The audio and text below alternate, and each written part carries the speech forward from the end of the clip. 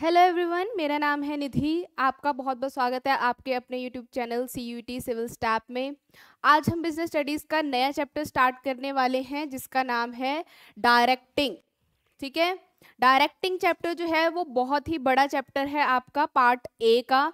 और ये जो चैप्टर है बहुत इंपॉर्टेंट भी है क्योंकि इसमें जितने भी टॉपिक्स आपको आने हैं वो सारे ही इंपॉर्टेंट है। तो ये वाला चैप्टर जो है आपने बहुत ही ध्यान से सुनना है, बहुत ही ध्यान से पढ़ना है एंड इसको याद करना है। तो जो जो चीज़ें मैं इसमें इंपॉर्टेंट बताऊंगी आपको, आपने साथ के साथ जो है उसको लिखते रहना है। चलिए, तो सबसे पहले हम देख लेते हैं कि इस चैप्टर में जो है कौन कौन से टॉपिक्स हम पढ़ने वाले हैं। तो यहाँ पे हम पढ़ने वाले हैं introduction and meaning of directing. उसके बाद हम पढ़ेंगे डेफिनेशन क्या है डायरेक्टिंग की, फिर डिफरेंट ऑथर्स ने क्या क्या डेफिनेशन दी हुई है आपकी डायरेक्टिंग की, इंपॉर्टेंस क्या है डायरेक्टिंग की, फिर एलिमेंट्स कौन कौन से होते हैं डायरेक्टिंग में जैसे कि सुपरविजन, फिर सुपरविजन के बारे में पढ़ेंगे। अब यहाँ पे एक चीज़ मैं आपको बता देती हूँ कि ये जो सुपरविजन वाला टॉपिक है आपका, तो इसमें सिर्फ मीनिंग तक जो आपका टॉपिक है वो किसके लिए है, वो बोर्ड वाले बच्चों के लिए है जिनका CBSE बोर्ड है। और जिन्होंने CUET का पेपर देना है उसके लिए इम्पोर्टेंस वाला जो टॉपिक है, इम्पोर्टेंस ऑफ सुपरविजन, ये एक्स्ट्रा टॉपिक है, ये उनको करना है। नेक्स्ट है मोटिवेशन। फिर मोटिवेशन में आप पढ़ोगे मोटिवेशन का मतलब क्या होता है, इसमें आपका जो मैस्लो की थ्योरी है वो कौन सी है, नीड से रिलेटेड। देन कितने टाइप्स की मोटिवेशन होती है, फाइनेंशियल, नॉन फाइनेंशियल। फिर उसके बाद नेक्स्ट एलिमेंट जो है डायरेक्टिंग का इंपॉर्टेंट वो है लीडरशिप। लीडरशिप में हम पढ़ेंगे कि कितने टाइप्स के स्टाइल होते हैं लीडरशिप में। देन आपकी अलग अलग स्टाइल के क्या बेनिफिट्स हैं, क्या डीमेरिट्स हैं। फिर कम्युनिकेशन एलिमेंट जो है वो भी डायरेक्टिंग का ही एलिमेंट है। इसमें हम पढ़ेंगे types of communication, process of communication, meaning of communication, barriers to communication and किस तरीके से उस बैरियर को हम ठीक कर सकते हैं। तो ये सारे टॉपिक्स रहेंगे आपके डायरेक्टिंग के। तो काफ़ी बड़ा चैप्टर है, तो इसको जो है हम अलग अलग थोड़े थोड़े पार्ट्स में डिवाइड करके पढ़ेंगे। चलो, तो आज की क्लास में हम बिल्कुल ही इंट्रोडक्शन पढ़ेंगे पहले कि डायरेक्टिंग का मीनिंग क्या है, देन एलिमेंट्स एंड ऑल। चलिए, तो सबसे पहले हम इसकी इंट्रोडक्शन देख लेते हैं। The directing function of management involves instructing, guiding. ये जितने भी वर्ड्स हैं ये आपने याद रखने हैं, आपको MCQ में यही वर्ड्स आ जाते हैं। फिर पूछा जाता है कि ये कौन सा फंक्शन है मैनेजमेंट का। तो डायरेक्टिंग का मतलब क्या होता है, इंस्ट्रक्शन देना, किसी को गाइड करना, किसी को इंस्पायर करना, मोटिवेट करना। ठीक है, उसके बाद बताना, सिखाना, काम सिखाना, सुपरवाइज करना, ये देखना कि अगर हमने जो काम सिखाया है वो ढंग से कर भी रहा है या नहीं कर रहा है। ठीक है, उसके बाद क्यों करते हैं हम ये, ताकि जो हमारे एम्प्लॉयज़ हैं वो अपने कैपेबिलिटी या अपने स्किल्स को अच्छे से यूज़ कर सके और ऑर्गेनाइजेशन का जो मेन गोल है, ऑब्जेक्टिव है, उसको हम अचीव कर सकें। After staffing places the right person in the right job, actual work starts when these employees receive instruction from their supervisor. तो ये बहुत इंपॉर्टेंट लाइन है। इससे पिछला जो हमने फंक्शन किया था मैनेजमेंट का वो कौन सा था, स्टाफिंग था। स्टाफिंग में हमने क्या पढ़ा था कि स्टाफिंग में हम रिक्रूटमेंट करते हैं, उसके बाद सिलेक्शन करते हैं, फिर ट्रेनिंग देते हैं एम्प्लॉयज़ को, है ना, यहाँ तक किया था। अब डायरेक्टिंग जो है, यहाँ से काम एक्चुअली स्टार्ट होता है जब आपका जो इंस्ट्रक्टर होता है या जो आपका सुपरवाइजर होता है वो सबऑर्डिनेट को सिखाता है कि आपने इस तरीके से काम करना है। तो एक्चुअल जो काम है वो कहाँ से स्टार्ट होता है, डायरेक्टिंग वाले स्टेप से स्टार्ट होता है। तो ये भी याद रखना है, ये इसका बहुत ही इंपॉर्टेंट फीचर है। Directing goes beyond just giving instruction. तो डायरेक्टिंग में सिर्फ इंस्ट्रक्शन देना ही नहीं होता, डायरेक्टिंग एक बहुत ही वाइडर कंसेप्ट है। डायरेक्टिंग में इंस्ट्रक्शन देना, फिर उसको बार बार चेक करना कि जो हमने इंस्ट्रक्शन दी है उसके अकॉर्डिंग एम्प्लॉय काम कर रहा है कि नहीं। फिर उसके बाद अगर वो नहीं कर रहा सही से, फिर उसको मोटिवेट करना, उसको बताना फिर से। तो गाइडिंग, मोटिवेटिंग, मेंटरिंग, बहुत सारी चीज़ें जो हैं वो आ जाती है डायरेक्टिंग के अंदर। सिर्फ इंस्ट्रक्शन देना ही नहीं है डायरेक्टिंग का काम। यहाँ पे क्योंकि हम लीडरशिप में पढ़ेंगे तो लीडरशिप भी आपका डायरेक्टिंग का ही पार्ट है। तो कैसे लीडर जो होता है वो अपने फॉलोअर से काम करवाता है, उनको मोटिवेट करता है, ये सारी चीज़ें अभी हम पढ़ेंगे इसमें। अब हम देखते हैं डिफरेंट ऑथर्स ने डायरेक्टिंग की क्या क्या डेफिनेशन दी है। तो सबसे पहले अर्नेस्ट डेल ने क्या डेफिनेशन दी है डायरेक्टिंग की, directing is telling people what to do and seeing that they do it to the best of their ability और नॉट। तो इन्होंने अर्नेस्ट ने क्या बोला है कि डायरेक्टिंग का मतलब है लोगों को बताना कि क्या काम करना है, फिर उनको देखना कि वो कैसे काम कर रहे हैं और अपनी एबिलिटी को, अपनी कैपेबिलिटी के अकॉर्डिंग अच्छे से उसका यूज़ कर रहे हैं कि नहीं। नेक्स्ट है कूंट्स एंड ओडोनेल, ये बहुत इंपॉर्टेंट ऑथर है, इसका जो है आपने ज़्यादा डेफिनेशंस याद रखनी है। Direction is a complex function that includes all those activities which are designed to encourage subordinates to work effectively and efficiently.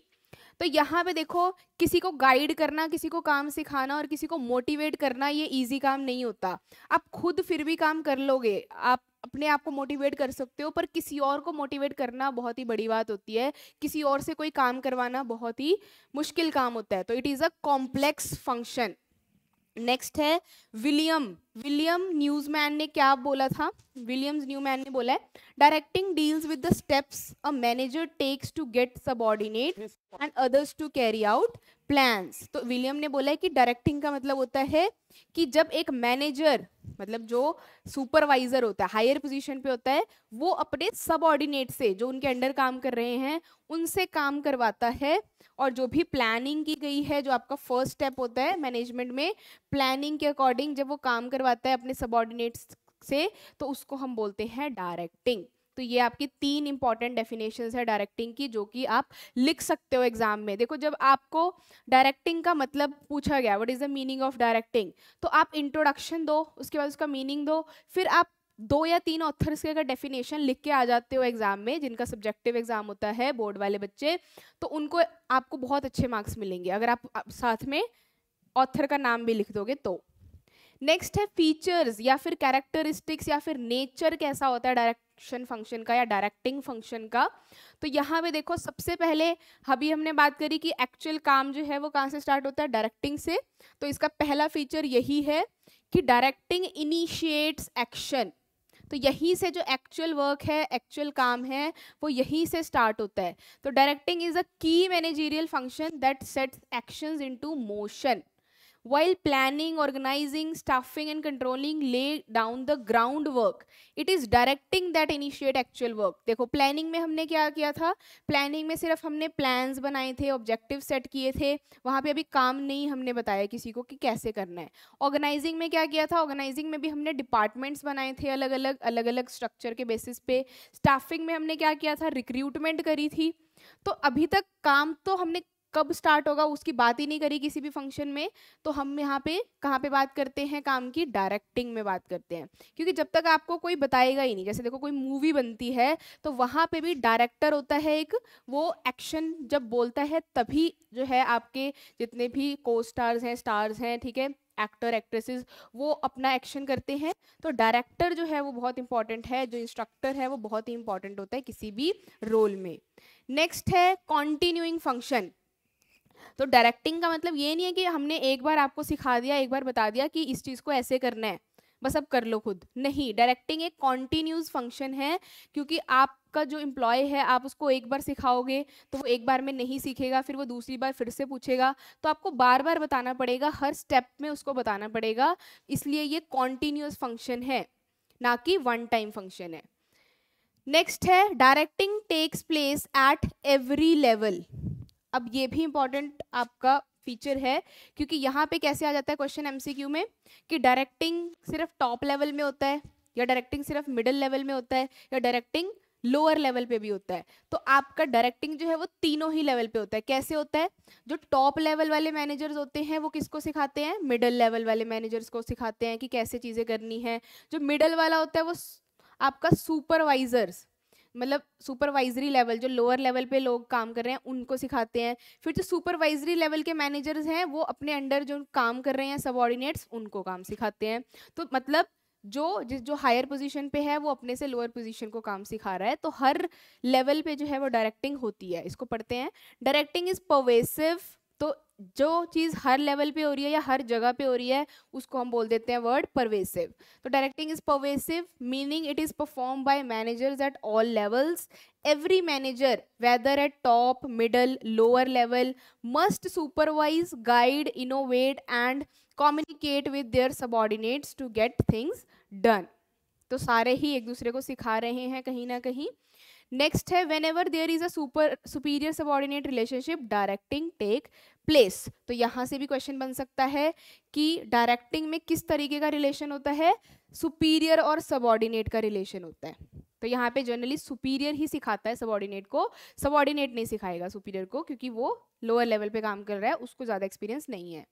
Next feature है इसका directing flows from top to bottom. आ गया ये वाला फीचर कि डायरेक्टिंग हमेशा top से bottom की तरफ फ्लो करेगा, मतलब जो हायर पोजीशन पे है वही हमेशा लोअर पोजीशन वाले को काम सिखाएगा, ठीक है, सुपीरियर टू सबऑर्डिनेट।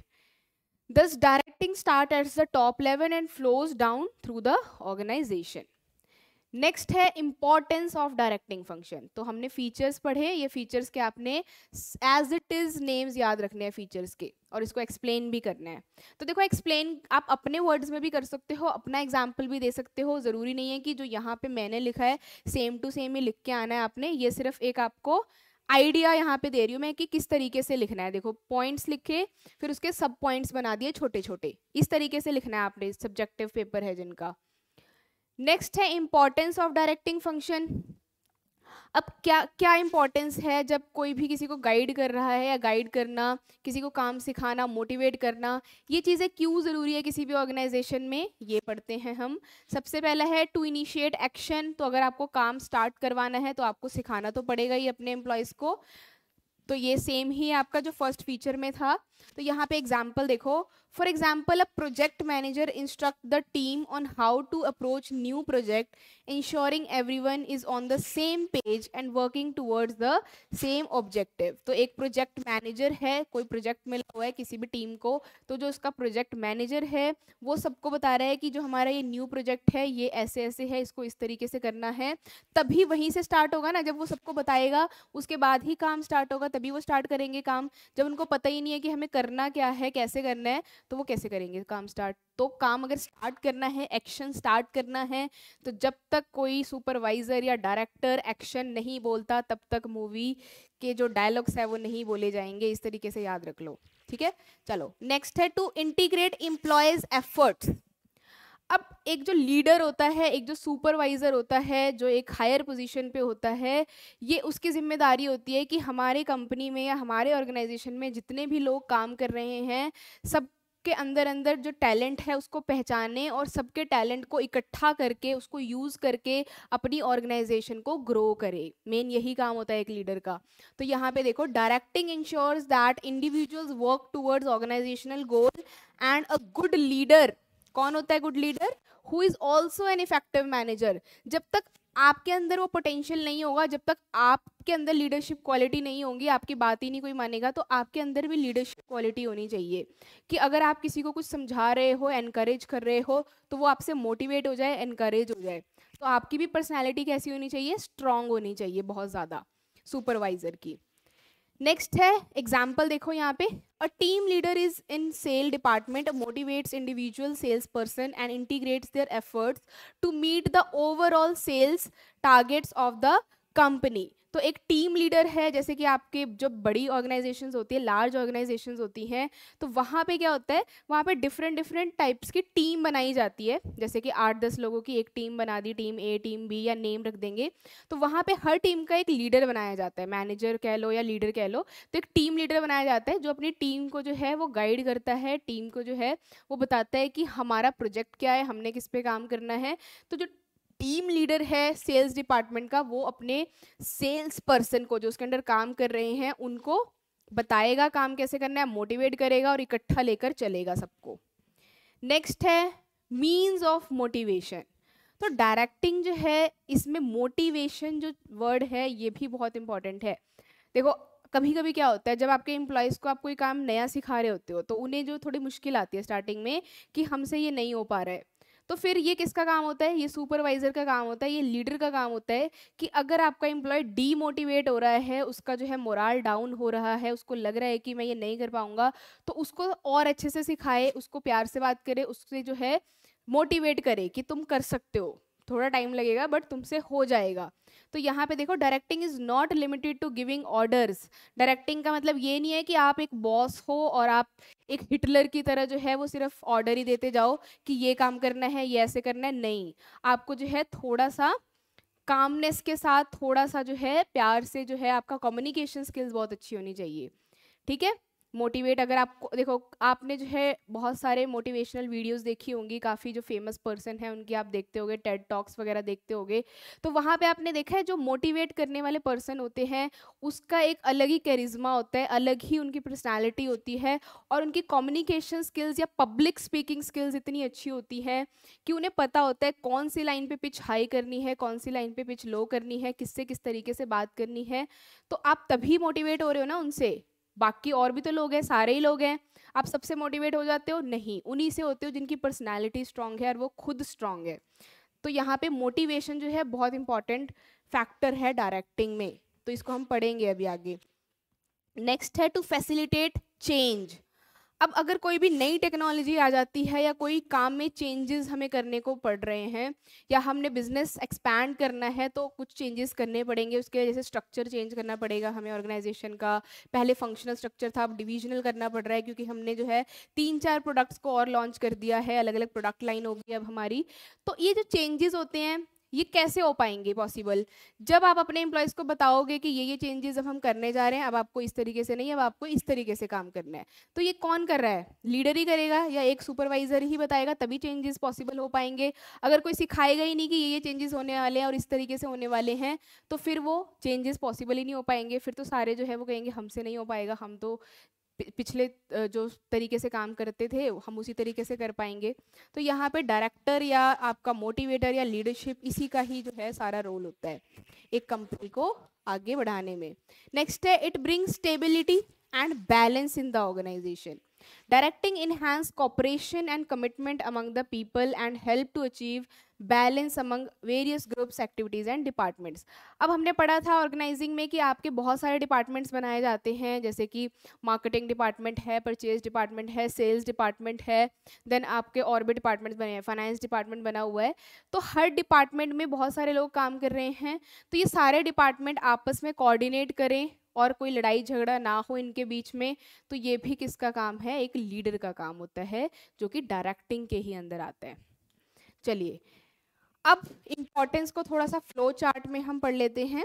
इसको अगर हम बिल्कुल समरी में बताएं तो क्या थी इम्पोर्टेंस डायरेक्टिंग की, to initiate action, to integrate employees efforts, फिर मीन्स ऑफ मोटिवेशन है आपका डायरेक्टिंग, टू फैसिलिटेट चेंज, अगर कोई चेंज हो रहा है आपका आउटसाइड द ऑर्गेनाइजेशन या inside the organization. Inside the organization क्या चेंजेस हो सकते हैं, आपके रूल्स रेगुलेशन बदल गया, आपका वर्किंग आवर चेंज हो गया, या आपकी जो है सैलरी स्ट्रक्चर में कुछ चेंज आ गया, तो ये चेंज भी जो है वो डायरेक्टर ही बताएगा।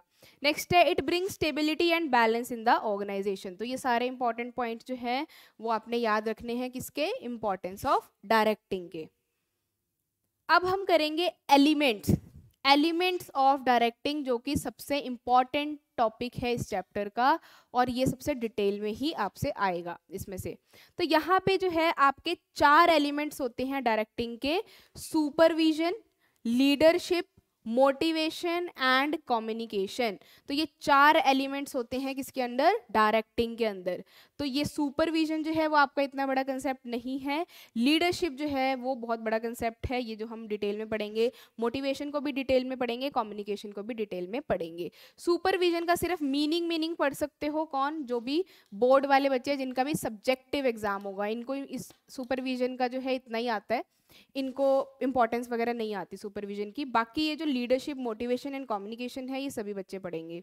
तो चलिए सबसे पहले हम स्टार्ट करेंगे सुपरविजन से। तो सुपरविजन का मतलब क्या है, सुपरवाइजर जब विजन देख रहा है, ध्यान रख रहा है कि जो उसके सबऑर्डिनेट्स हैं, आई होप आपको सुपरवाइजर और सबऑर्डिनेट्स में अब डिफरेंस पता होगा और इसका मीनिंग भी पता होगा, है ना। सुपरवाइजर मतलब जो हायर पोजीशन पे है, सबऑर्डिनेट मतलब जो उसके अंडर काम कर रहे हैं उससे लोअर पोजीशन पे है।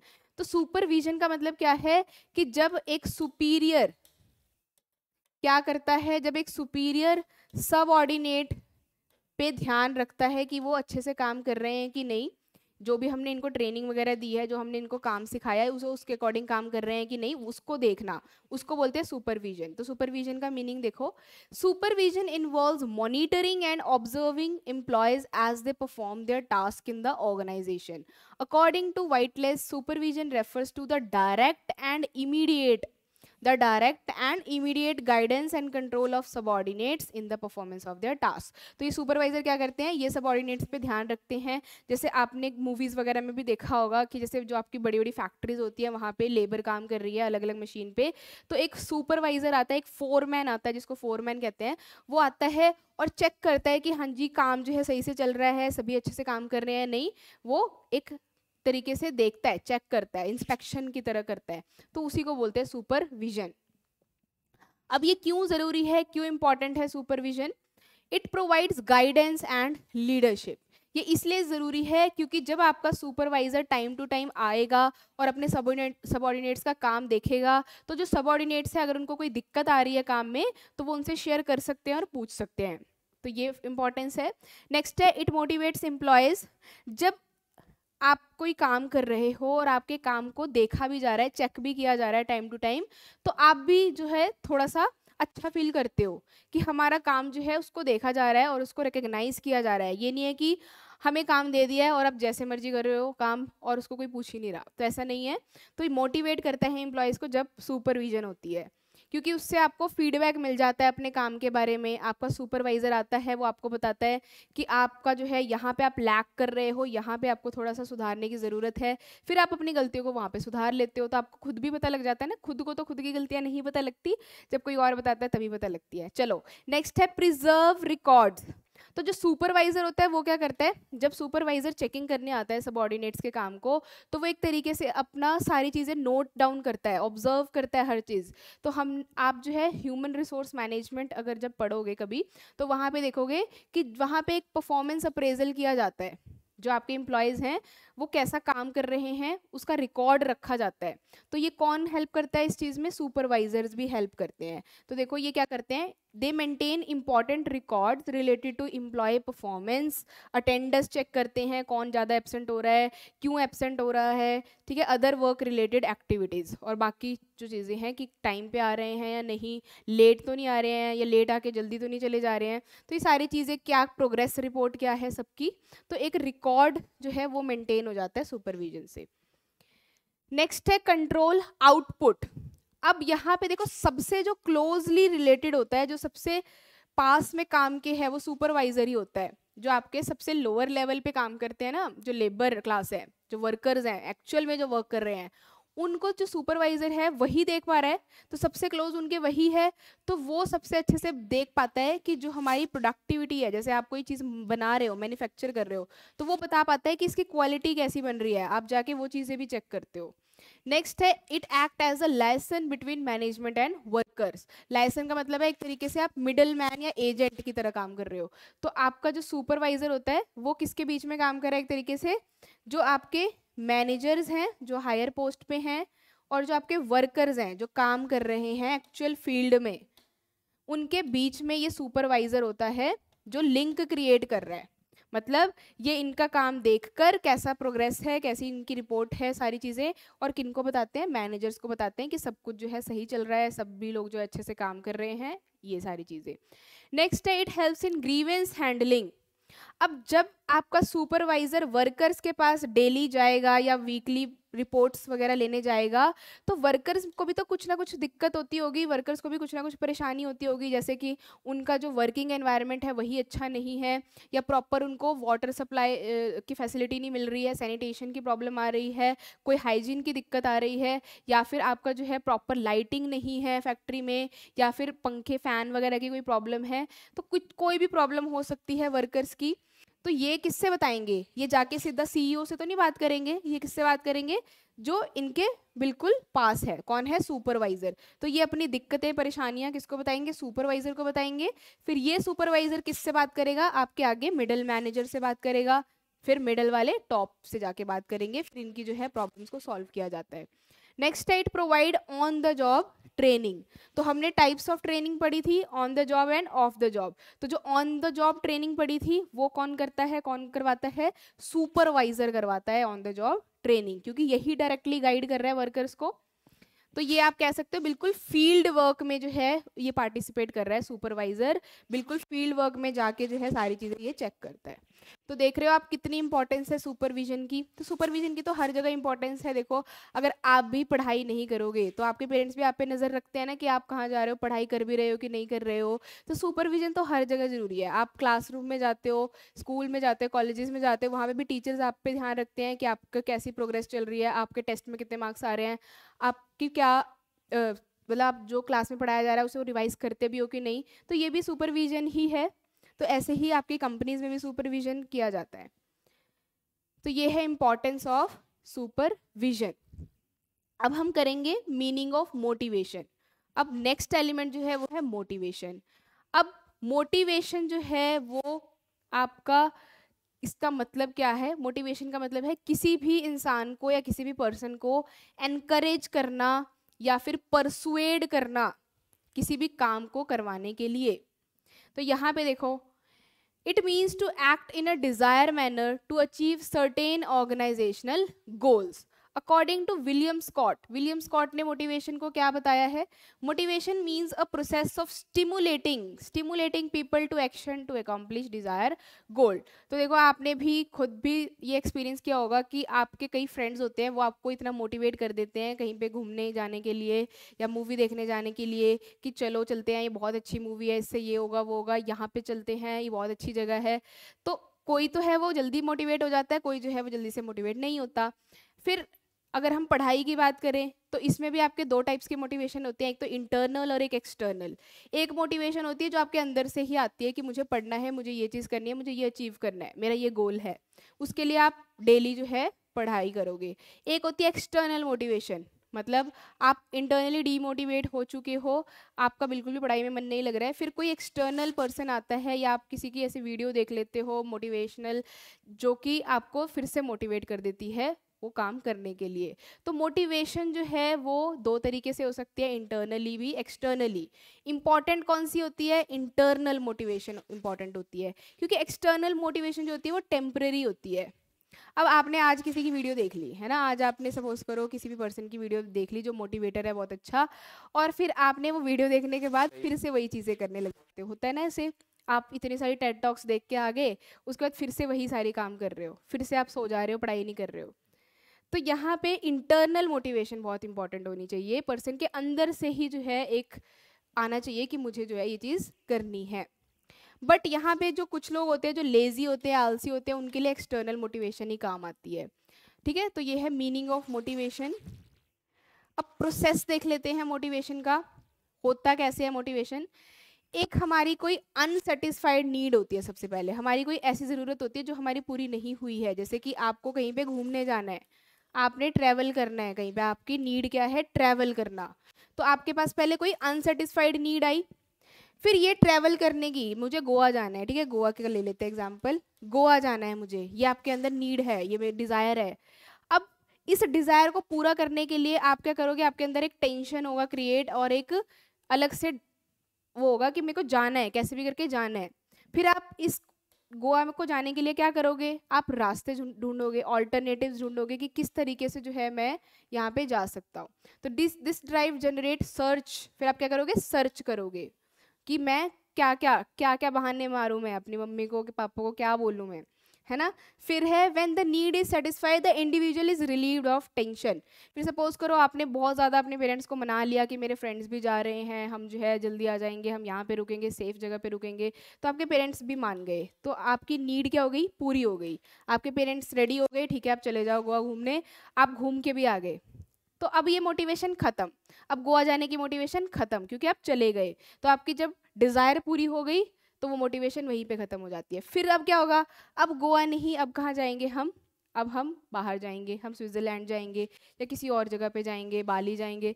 तो आपकी फिर से दूसरी फिर मोटिवेशन स्टार्ट हो जाती है। तो यहाँ पे मोटिवेशन का प्रोसेस इसी तरीके से चला जाता है कि आपकी लाइफ में आपको जब कोई चीज़ नहीं मिलती तो आपको वो पाने की इच्छा होती है, फिर जब वो मिल जाती है फिर वो वहीं पर ख़त्म हो जाती है, फिर नई इच्छा जो है वो स्टार्ट हो जाती है। तो मोटिवेशन का ऐसे प्रोसेस चलता है।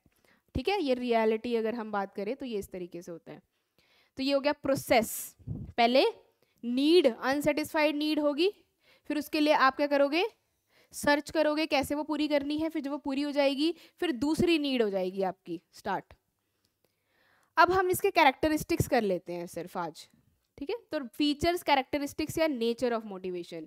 तो मोटिवेशन क्या है, एक साइकोलॉजिकल फिनोमिना है। साइकोलॉजिकल का मतलब क्या होता है, साइकोलॉजी किससे रिलेटेड होती है, माइंड से रिलेटेड होती है। तो मोटिवेशन किससे रिलेटेड है, माइंड से रिलेटेड है, कि आप किसी को कैसे माइंड वॉश करके या ब्रेन वॉश करके कैसे आप किसी को कैसे मना लेते हो किसी चीज़ के लिए। तो यहाँ पे देखो, motivation arises from internal feelings such as needs, desire and aspirations. For example, the desire to own a new house और gain respect and recognition motivates employees to work towards these goals. तो आप suppose करो कहीं पे भी job कर रहे हो, तो आप 2-3 महीने बाद या फिर 2-3 साल बाद आप बोर हो जाते हो उस जॉब से, फिर भी आप वो कैसे कर रहे हो जॉब, क्योंकि आपके अंदर कोई मोटिवेशन है, आपने नया घर लेना है या आपने जो है कोई नई कार लेनी है, वो चीज़ आपको स्टिमुलेट कर रही है काम करने के लिए, मोटिवेट कर रही है। नेक्स्ट है, मोटिवेशन प्रोड्यूसेस गोल ओरिएंटेड या गोल डायरेक्टेड बिहेवियर। तो मोटिवेशन तभी आता है जब आपका कोई गोल होता है और आपको उस चीज़ को अचीव करना होता है, तो वो आपको बार बार माइंड में स्ट्राइक कर रहा होता है कि नहीं, मुझे नई कार लेनी है तो मुझे काम करना ही पड़ेगा, मुझे काम करना है, अच्छे से काम करना है, ताकि मेरी सैलरी और इंक्रीज हो और मैं कार ले पाऊँ जल्दी से जल्दी। ठीक है। नेक्स्ट है, मोटिवेशन कैन बी पॉजिटिव और नेगेटिव। मोटिवेशन पॉजिटिव भी हो सकती है, नेगेटिव भी हो सकती है। अब कुछ लोग जो होते हैं उनको पॉजिटिव वे में अगर मोटिवेट करो तो वो उससे मोटिवेट हो जाते हैं, कुछ लोग जो है वो नेगेटिव वे से मोटिवेट हो जाते हैं। एग्जाम्पल, जैसे आप भी जब स्कूल्स या कॉलेजेस में जाते हो, स्कूल्स की बात कर लेते हैं, जब हम छोटे होते हैं, वहाँ पे कुछ बच्चे ऐसे होते हैं जो पॉजिटिव चीज़ों से मोटिवेट होते हैं। मतलब कि जैसे उनको सब सारी क्लास के सामने क्लैपिंग कर दी, उनको प्रेज कर दिया कि ये बहुत अच्छे बच्चे हैं, बहुत अच्छे से पढ़ाई करते हैं, या कोई प्राइज दे दिया प्राइज डिस्ट्रीब्यूशन फंक्शन में, तो ये पॉजिटिव हो गया। कुछ बच्चे होते हैं नलायक, ठीक है, वो उस कैटेगरी के होते हैं कि वहाँ पे उनको जितना मर्जी पॉजिटिव, उनको अवार्ड भी दे दो, उनको जो मर्जी कर दो, उनको मोटिवेशन नहीं आएगी। उनको कैसे मोटिवेशन आती है कि अगर तुमने पढ़ाई नहीं करी तो आपके इंटरनल असेसमेंट में मार्क्स नहीं लगेंगे, आप फेल हो जाओगे, या आपके पेरेंट्स को बुलाया जाएगा। ये नेगेटिव मोटिवेशन होगी। तो जो आपके पॉजिटिव लोग हैं वो पॉजिटिव चीज़ों से मोटिवेट होते हैं, बाकी नेगेटिव वाले उनको पनिशमेंट देनी पड़ती है ना। घर में भी ऐसे ही होता है, अलग अलग टाइप के बच्चे होते हैं, कुछ जो है उनको प्यार से समझाओ वो मान जाते हैं, कुछ को डंडा मारना पड़ता है। ठीक है। चलिए, तो यहाँ पे ऑर्गेनाइजेशन में भी इसी तरीके से होता है, जो लोग अच्छे से काम नहीं करते हैं उनको फिर वार्निंग दी जाती है, उनको बोला जाता है आपको जॉब से निकाल देंगे या कुछ भी। नेक्स्ट है, motivation is a complex process. तो मोटिवेशन जो है एक सिंपल प्रोसेस नहीं है। किसी भी पर्सन से काम करवाना और किसी भी पर्सन को किसी चीज़ के लिए मनवाना बहुत ही कॉम्प्लेक्स प्रोसेस होता है, इजी प्रोसेस नहीं होता। ठीक है। तो यहाँ पे इसको पढ़ लो। Understanding and addressing human needs is challenging because these needs are subjective and vary widely among individuals. Some employees may respond well to monetary incentives while some other from recognition. तो मोटिवेशन कॉम्प्लेक्स प्रोसेस इसलिए भी है क्योंकि अभी हमने बात करी, कुछ लोग जो है वो पैसों से मोटिवेट होते हैं, मनी से मोटिवेट होते हैं। कुछ लोग जो है उनके लिए पैसों की कीमत नहीं होती है, उनको ये चाहिए बस कि मेरी रिस्पेक्ट हो सोसाइटी में, मेरा नाम हो सोसाइटी में। तो सबसे पहले तो लीडर को क्या करना पड़ता है, ये देखना पड़ता है कि कौन किस चीज़ से मोटिवेट हो रहा है, फिर उसको उस चीज़ से मोटिवेट करना पड़ता है। तो ये कॉम्प्लेक्स प्रोसेस है। तो इसके फीचर दोबारा से रिवाइज कर लो। It is a psychological phenomena, it produces goal oriented behaviour, it can be positive or negative and it is a complex process। तो आज की क्लास जो है हम यहीं पे एंड करते हैं, मोटिवेशन के फीचर्स तक। नेक्स्ट क्लास में जो है हम यहीं से कंटिन्यू करेंगे। तो आई होप आपको जो है डायरेक्टिंग चैप्टर, इसके फीचर, कैरेक्टरिस्टिक्स, एलिमेंट्स, ये सारे समझ आ गए होंगे। बहुत ज़्यादा इंपॉर्टेंट चैप्टर है ये, तो इसको बिल्कुल भी स्किप करके नहीं जाना है। जो आपका पार्ट ए है उसमें सबसे बड़ा चैप्टर और सबसे इंपॉर्टेंट चैप्टर डायरेक्टिंग ही है। इससे क्वेश्चन पक्के बनते ही बनते हैं। एमसीक्यूज़ की बात करें तो आपके ऑलमोस्ट 5-6 एमसीक्यूज़ इस चैप्टर से बन जाते हैं। और सब्जेक्टिव जिनका पेपर है उनको भी याद रखना है किस तरीके से हमने आंसर लिखना है। तो ये जो भी पॉइंट्स मैं आपको बताती हूँ साथ के साथ नोट डाउन कर लिया करो, या फिर इसकी पीडीएफ जो है वो शेयर जब होती है तो उसको देख लिया करो। तो मिलते हैं हम नेक्स्ट सेशन में जिसमें हम इसी चैप्टर को कंटिन्यू करेंगे। तो इतना जो है वो आप रिवाइज कर लेना, इतना आप पढ़ लेना। Take care, bye bye, see you in the next session.